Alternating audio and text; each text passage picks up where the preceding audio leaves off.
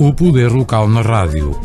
Hoje com Ala Menezes, Presidente da Câmara Municipal de Angra do Heroísmo. Então, para todos, muito bom dia. Bem-vindos a mais uma edição do Poder Local na Rádio. Depois do habitual período de férias de verão, temos de volta o professor Ala Menezes, Presidente da Câmara Municipal de Angra do Heroísmo. Bom dia. Muito bom dia. Ao meu lado, regresso, 10 meses depois, tendo estado, neste entretanto, a lutar contra uma doença cancerígena que, felizmente, parece ter sido ultrapassada. A minha voz ainda não está conforme, mas virá a estar. Estou a fazer por isso também. E gostaria também de dizer, neste regresso, que os ouvintes que quiserem participar neste programa poderão fazê-lo através do Facebook da Rádio Horizonte, colocando perguntas para a resposta posterior, quer ao professor Ala Menezes, quer à Presidente da Câmara da Praia, cujas perguntas serão colocadas pelo Jorge Pacheco. Professor, vamos começar por aquilo que é mais antigo, que neste caso é a praça. A praça que já é muito antiga, mas antes de irmos à praça, também dar-lhe as boas-vindas de regresso e desejar-lhe saúde e que as coisas voltem ao seu normal e que voltemos aos nossos programas com toda a calma e sem estas preocupações. Quanto à praça, o processo teve que levar uma volta um pouco inesperada, infelizmente para todos nós, porque estávamos já na fase de lançamento da obra, com o projeto pronto, com as coisas todas em andamento. Houve um conjunto de problemas disputados por parte da cultura que acabaram por exigir a elaboração de um estudo do impacto patrimonial e mais um conjunto de modificações. Dadas, enfim, as dificuldades que surgiram, foi a opção da Câmara contratar uma empresa que é especializada nestas matérias contratuais, portanto, na elaboração de contratos e partir para uma forma diferente de contrato, em que o projeto que nós temos servirá de base, mas caberá ao construtor ou ao empreiteiro introduzir as alterações que, do ponto de vista patrimonial, se venham a revelar necessárias. É um processo que tem esta morosidade e teve estas complicações, mas que eu espero que agora regresse ao bom andamento. As coisas estão a correr bem na relação com esta empresa especializada. E vamos ver se temos o concurso na rua em pouco tempo. Estes concursos, desta forma, têm uma fase que é invisível ao público em geral, ou seja, há muito trabalho feito, as pessoas não veem, porque é trabalho de projeto, trabalho de análise, enfim. Há um conjunto de tarefas que são prévias a vermos a obra física a começar, que estão a decorrer.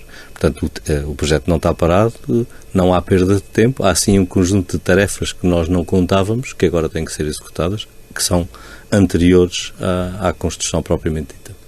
Sr. Professor, outra obra mas essa está em andamento, que é da Central da Caminhagem, sim, essa está... Quando é que estará pronta? Essa, bom, se tudo tivesse corrido bem, deveria ter ficado pronta em junho deste ano. Como as coisas, enfim, têm aqueles atrasos que eu atrevo-me a dizer nesta altura que são naturais, porque na verdade eu já não conheço praticamente qualquer obra que não tenha atrasos, sejam obras privadas ou obras públicas, as coisas têm tido estes atrasos. Esperamos que a seguir ao Natal, no princípio do ano que vem, tenhamos aquela estrutura em condições de funcionar. Ela está já a entrar na fase dos acabamentos, portanto estamos já numa fase muito avançada e as coisas estão a correr manifestamente bem agora, portanto esperamos que seja. Depois vem uma fase bem mais complicada, que é a fase de alteração do sistema de transporte coletivo, aqui o transporte público, aqui na zona urbana da cidade. Aliás, essa é uma matéria que vai com certeza ao longo dos próximos anos trazer bastante polémica e bastante questão, porque é uma alteração profunda, mas é uma alteração necessária. Nós precisamos de alterar a maneira como nos relacionamos também com os automóveis dentro da cidade e com os automóveis aqui na periferia da cidade, e isso passa necessariamente por uma melhoria do transporte público. Nós encomendamos um projeto de transporte público, porque é uma coisa bastante complicada, que está associado a um conjunto de aplicações de informática que permitem fazer a gestão dos horários, a gestão das carreiras e também a própria gestão da procura. Ou seja, termos um sistema bastante diferente daquele que temos agora, em que, para além de termos carreiras fixas que passam em determinados horários por determinados sítios, e vamos ter que densificar o número de carreiras aqui na zona urbana, termos também carreiras que servem em zonas em que há menos procura, em que as pessoas dizem quando estão na paragem, portanto, através de uma aplicação, e, portanto, depois o sistema permite que uma pequena viatura percorra estes lugares, apanhando pessoas em lugares que normalmente não está ninguém, para evitar que haja, como agora está a acontecer, se as pessoas repararem, há autocarros enormes que passam com meia dúzia de pessoas lá dentro, quando é meia dúzia de pessoas. Isto é um imenso desperdício de energia e de dinheiro que não vale a pena acontecer, portanto vamos ter que reformular isto. Este sistema está a ser elaborado por uma empresa que está ligada à empresa que é concessionária dos comboios na Alemanha, que tem uma larga experiência na montagem deste tipo de redes, porque eles também têm um problema semelhante, não querem que as pessoas que vão apanhar o comboio venham com as suas viaturas, vão deixar os seus carros ao pé das estações, por razões óbvias. Depois tem um sistema de abastecimento das estações, em que vão buscar as pessoas às zonas em que há passageiros e levá-los para evitar que as viaturas venham para essas zonas. Aproveitando essa experiência, contratou-se esse serviço e antes da abertura da central de caminhagem vamos ter isto. Isto vai nos permitir que ao longo dos próximos anos se faça aqui uma alteração profunda na maneira como o transporte público se faz. Aliás, correspondendo àquilo que estava no programa eleitoral que foi apresentado o ano passado, portanto estava lá exatamente descrito este sistema e é isso que vamos tentar cumprir e criar um sistema que tem que ser um bocadinho mais alargado. Neste momento nós só temos carreiras urbanas basicamente entre aqui, esta zona aqui onde nós estamos, aqui em zona de São Carlos e a Praça de Touros. Vamos ter que alargar isto para chegar à Ribeirinha, chegar aqui ao Posto Santo e a São Mateus, portanto, Terra-Chão, São Mateus, portanto, cobrir aqui esta bacia urbana maior e cobri-la com uma frequência maior, ou seja, termos mais, embora viaturas mais pequenas, a passar mais vezes, de maneira a dar maior flexibilidade a quem queira ir à cidade e voltar. Portanto, é isto que está previsto, mas não vai acontecer de um momento para o outro, porque obviamente há aqui um conjunto de investimentos e um conjunto de alterações que têm que ser feitos lentamente, de forma que também as empresas possam ir adaptando esta forma de funcionamento. A outra questão tem a ver com o roteamento dos autocarros interurbanos. Em relação àqueles que vêm aqui do lado oeste, o assunto é fácil, portanto passarão todos a entrar no bailão e ficam lá, não é? Portanto, o ponto de partida e de chegada dos autocarros passará a ser aquele terminal de câmara. Os que vêm do lado leste, ou seja, que vêm do lado da praia e que agora atravessam o coração da cidade, vão passar no hospital e depois descer aqui pela circular e também passarão a entrar vindos como se viessem do oeste e as saídas fazer o mesmo percurso. Isto tem uma dupla vantagem, retira estas viaturas pesadas dentro da cidade, elas são o principal problema das calçadas. Nós, se repararem na calçada nova que se fez junto aos bombeiros, ela já está tão velha como as calçadas velhas, porque obviamente aquilo não tem resistência suficiente para este tipo de viaturas. Portanto, vamos evitar que elas passem lá, evitar as vibrações que causam microfissuração e problemas nos prédios e vamos transformar isto num sistema mais eficiente. E vamos resolver um outro problema, que é o problema da acessibilidade ao hospital, ou seja, quem vem daquele lado passará a ter uma paragem no hospital, portanto não precisa de mudar como agora acontece, não precisa de apanhar outro transporte porque fica diretamente lá. Portanto, é este, em traços muito gerais, aquilo que está a acontecer em torno da central de caminhagem. Com tudo isto, e volto a repetir, não vai acontecer em janeiro nem em fevereiro, isto vai acontecer ao longo dos próximos anos, porque há aqui mudanças que terão que ser feitas passo a passo, de forma a dar alguma consistência e alguma qualidade a tudo isto. Professor, entretanto, eu durante a semana desci a ladeira de São Francisco e já vi o movimento de máquinas. É sinal que vão começar as obras? Já começaram as obras. Aquilo é uma obra também com algum grau de complexidade, porque é muito semelhante àquela que se fez junto ao seminário, porque não é apenas levantar calçada e voltar a pôr calçada. Há também questões que têm a ver com a passagem de condutas subterrâneas, aquelas condutas técnicas para permitir a passagem de telecomunicações, a passagem de eletricidade de baixa e de média tensão e a substituição da drenagem pluvial para evitar que a água que desce pelo desterro abaixo depois vá parar à Praça Velha. Portanto, é preciso fazer ali algumas obras de drenagem. Portanto, é uma obra com alguma complexidade e que vai estar connosco durante vários meses. Portanto, também tenho conhecimento de que a Câmara conseguiu um apoio nacional, creio, mas também europeu do PRR. Sim, de 63 milhões de euros destinados a recuperar não só o património habitacional da Câmara, nas chamadas habitações sociais, mas também de algumas particulares que se encontram em estado de degradação, porque as pessoas são pobres e não... Este programa tem duas componentes, uma destinada à reabilitação do património público, no caso concreto estamos a falar das cerca de 440 casas que o município tem, e das juntas de freguesia. Também há várias juntas de freguesia que têm habitação social, portanto essas estão abrangidas por isso. Depois tem uma outra componente que tem cerca de 27 milhões de euros, destinada a apoiar famílias que estejam em situações de falta de habitação. E portanto, vamos começar ao longo dos próximos 3 anos a investir este dinheiro. Portanto, é muito dinheiro, aliás, é o maior financiamento que o município de Angra algum dia obteve, portanto, estamos a falar um volume financeiro enorme, que, obviamente, deixa-nos felizes, mas também, ao mesmo tempo, nos deixa preocupados, porque, neste momento, com as dificuldades que estávamos a falar do ponto de vista das obras, fazer estas obras não vai ser fácil, porque não vai ser muito... muito previsível o termo, e o termo tem que ser absolutamente na data que o PRR determina. Portanto, são obras com um grande grau de exigência do ponto de vista do seu calendário, e que nós vamos tentar fazer o melhor. E, basicamente, as pessoas não pensem que a Câmara recebeu este dinheiro todo. Isto é uma espécie de crédito que nós podemos gastar este dinheiro, ou seja, a Câmara apenas será ressarcida do dinheiro efetivamente investido. Portanto, não se pense que a Câmara agora de repente ficou rica, não é propriamente que lhe mandar um cheque com estes zeros todos, não. O que está aqui a ser dito é o município pode investir para estes fins específicos de habitação até este limite. E é isso que nós vamos tentar, enfim, investir o máximo que puder, obviamente até àquele limite, mas o limite é tão elevado que não vamos chegar lá, mas vamos ter aqui uma janela de oportunidade para melhorar bastante a qualidade de alguns aspectos da habitação das pessoas com maiores carências aqui no concelho.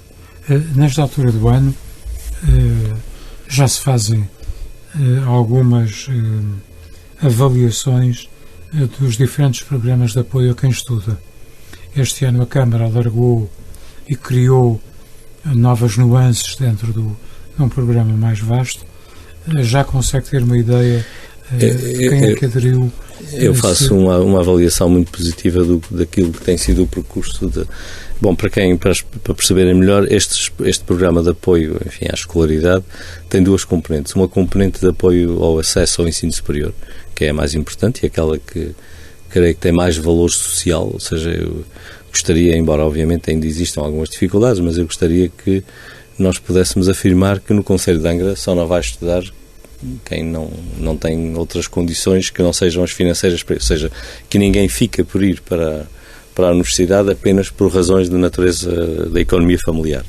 E foi esse o objetivo da Câmara e creio que estamos a atingi-lo. Nós temos um número de bolseiros que já vai na casa das 300, portanto as coisas estão a correr manifestamente bem aí, com grande adesão e com bons resultados, o que é bom, ou seja, nós também vamos acompanhando o percurso escolar destes bolseiros e as coisas têm corrido manifestamente bem, com muito sucesso e com bom encaminhamento. Depois isto tem outras duas componentes, uma que tem a ver com os prémios escolares. Nós já desde há 5 ou 6, 7 anos atrás, que no dia 21 de agosto premiámos os melhores alunos, que não é apenas um prémio do ponto de vista honorífico, também tem uma componente de 1.000 euros, que creio que é um bom prémio para o jovem que teve bons resultados nos seus exames. E depois temos uma outra componente mais alargada, que é o apoio ao estudo, ou seja, a possibilidade de se organizarem nas freguesias, nas instituições, grupos de estudo que de alguma maneira se aproximem daquilo que são as tradicionais explicações, ou seja, tentar levar a alunos que não têm nas suas famílias condições para acederem ao sistema mais tradicional das explicações, alguma ajuda pós-letiva que lhe permitam enfim, melhorar o seu desempenho escolar. Essa componente é nova, está a ser ensaiada este ano, portanto ainda não a podemos avaliar, portanto estamos agora a arrancar com ela, mas as outras duas componentes têm corrido magnificamente bem, portanto eu creio que é um grande sucesso e permite-nos também olhar com outra, quer dizer, com outra esperança ao futuro, porque estamos a enviar para o ensino superior, nesta altura, cerca de 1/3 dos nossos jovens, o que é muito bom.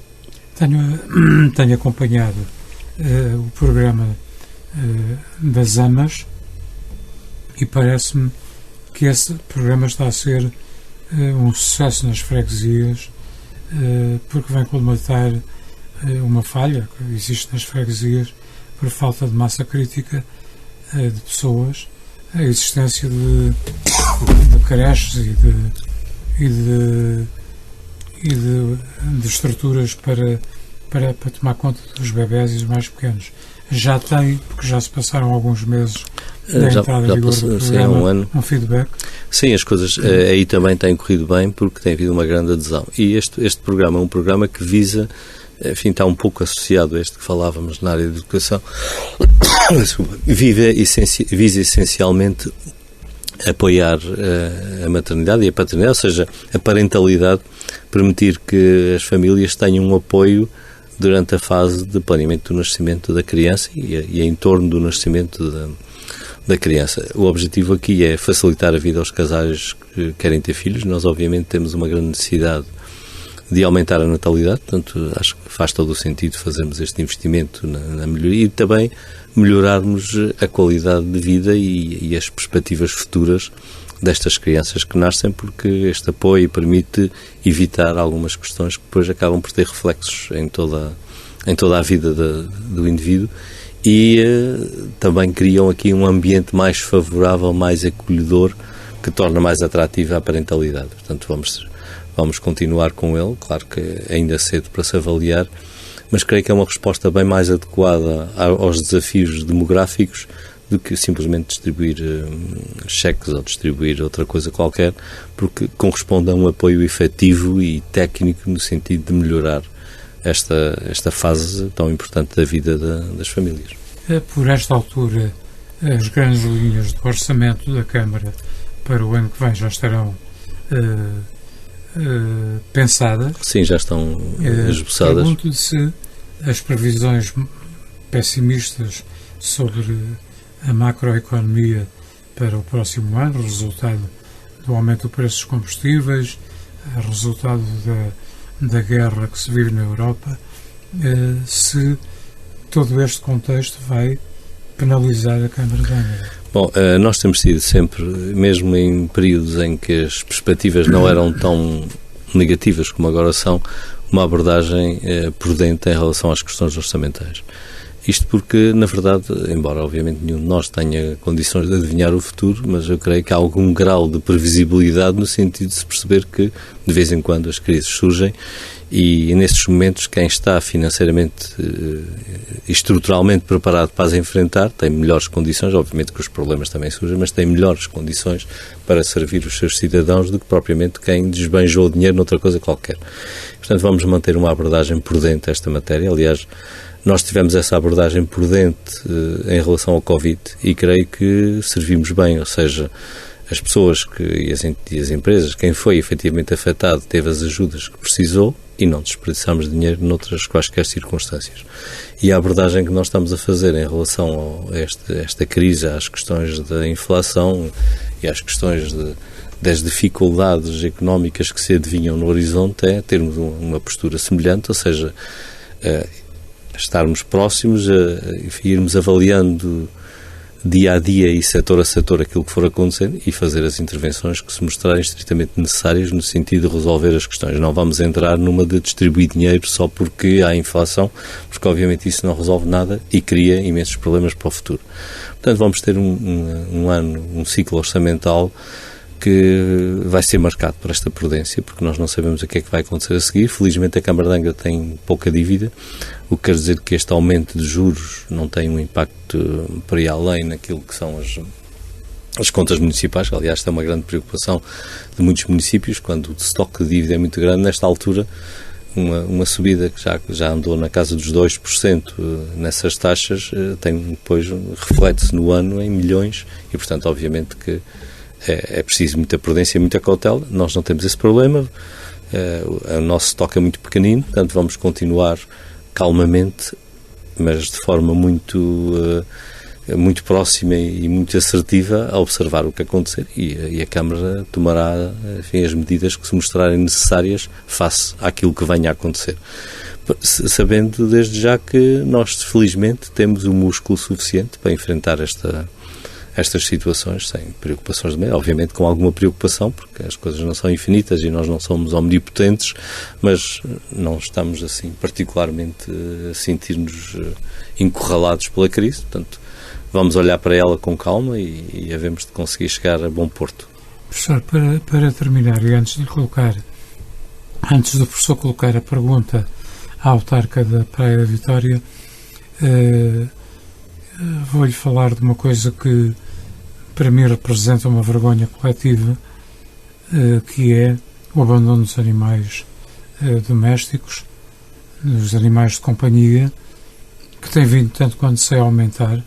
Já a Câmara tem em preparação a construção ou o alargamento do novo canil e o futuro não pode, penso eu, construir-se com base em alargamento de canis. É preciso não esquecer que no caso de Angra este vai ser o 4º alargamento consecutivo, ou seja, nós não estamos a começar um processo, nós estamos em continuidade. Portanto, esse é um problema que nos preocupa a todos e devia preocupar a todos, e é um problema que tem um conjunto de soluções que já foram testadas em outros países europeus e em que o principal eixo tem a ver com a esterilização e com a penalização de quem não faz isso, ou seja, esta história de que podemos ter cães e gatos, não precisamos esterilizar, depois quando nascerem as crias devemos arranjar uma solução para as crias, obviamente que não pode continuar.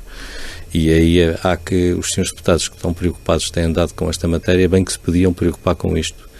E proibir expressamente a reprodução e transformar numa obrigação de ter os animais esterilizados, quem não tivesse, que deveria ser devidamente punido por isso, de forma a que o número de crias que surgem todos os anos diminua, porque este é o único caminho possível.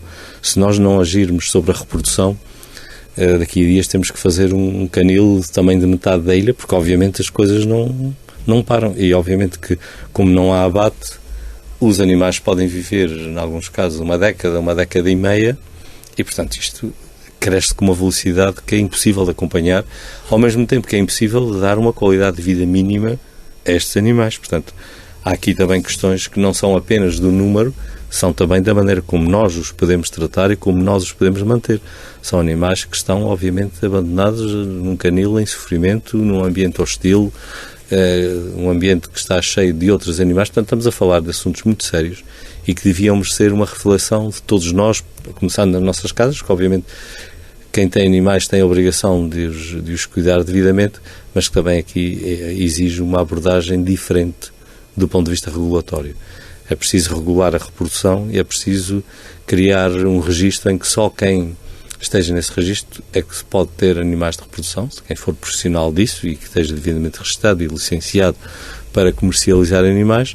Todas as outras pessoas deviam ser proibidas de ter animais férteis consigo. E esta matéria precisa mesmo de ser feita assim. Creio que é o único caminho que nos pode levar a uma solução, porque nós continuarmos de ano em ano a construir mais um bloco no canil não é uma solução que, do ponto de vista do respeito que nós temos que ter pelos animais, seja adequada. Não é.